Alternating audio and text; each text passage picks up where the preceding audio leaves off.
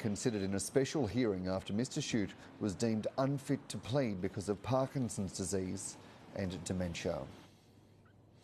Scott Morrison is using hotly disputed forecast of economic pain to try to flush out the missing pieces of Labor's climate, Parkinson's disease and dementia. Scott Morrison is using hotly disputed forecast of economic pain to try to flush out the missing pieces of Labor's climate change policy.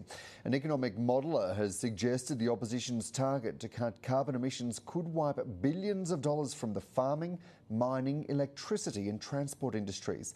But Bill Shorten is shrugging off the figures and promising to release the details of his policy soon. Here's political editor Andrew Probyn. Demands for climate action are daily and deafening.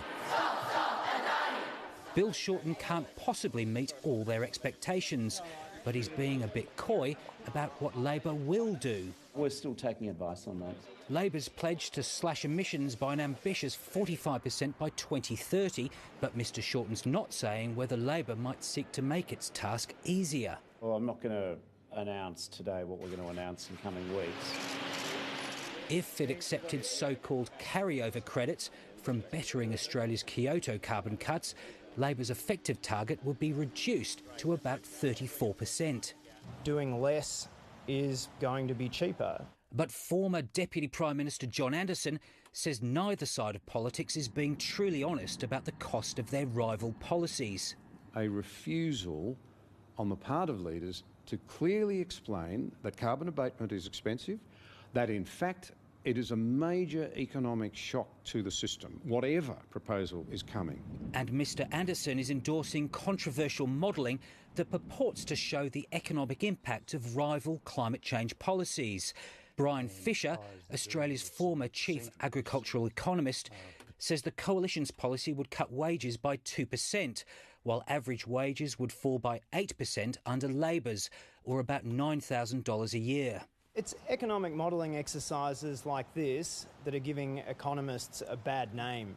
And curiously, Brian Fisher produced similarly apocalyptic advice when advising John Howard about the cost of binding emission targets ahead of the 1997 Kyoto climate change talks. Basically, we estimate a cost of about $9,000 per average Australian. I think Tony Abbott's favourite researchers on climate change are fairly predictable. Bill Shorten needs to come clean on what the cost of his reckless emissions reduction targets are. Behind the esoteric debate about carbon credits and the like is the simple equation that the more ambitious the target, the more costly it's likely to be. Balancing the desire for stronger climate action against the fact that someone's got to pay for it provides plenty of opportunity for the political tug-of-war. Andrew Probyn, ABC News, Canberra. The federal government has unveiled the country's first